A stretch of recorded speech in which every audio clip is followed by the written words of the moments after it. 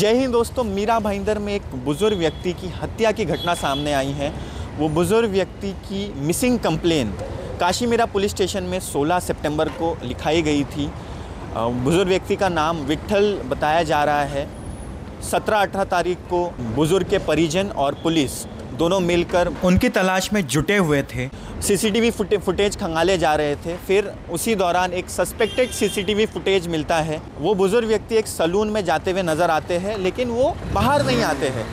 तो जब पुलिस द्वारा वो सलून के व्यक्ति को ताबे में लिया गया, डिटेन किया गया, तो उसने कबूला कि वो बुज़ुर्ग व्यक्ति के गले में जो सोने की चेन थी, उसके लालच में आकर उसने उस बुज़ुर्ग व्यक्ति की हत्या कर दी और देर रात को पास ही में मैनहोल में डंप कर दिया। वो बुज़ुर्ग व्यक्ति विजय पार्क में रहते थे। उनका नाम विट्ठल बताया जा रहा है। ये अपने आप में एक चौंका देने वाली घटना है कि एक लालच की चक्कर में एक 75 वर्ष बुज़ुर्ग की जान ले ली गई।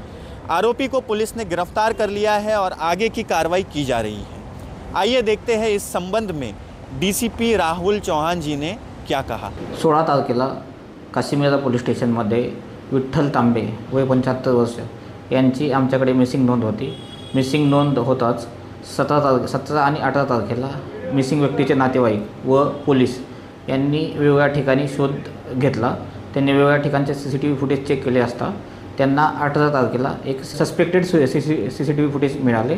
त्याच्यामध्ये असं दिसत आहे की जो मिसिंग व्यक्ती आहे तो 16 तारखेला दुपारच्या वेळेस एका सलून शॉपमध्ये जात आहे आणि सलून शॉपमध्ये गेल्यानंतर एक लेट नाईटला 16 तारखेला एक आरोपी व्यक्ती मिसिंग व्यक्तीची बॉडी बाहेर ओढताना दिसत आहे आणि ते बॉडी घेऊन तो महानगरपालिकेचे जे ड्रेन्स आहेत त्याच्या मॅनहोल्समध्ये तो बॉडी टाकताना दिसत आहे।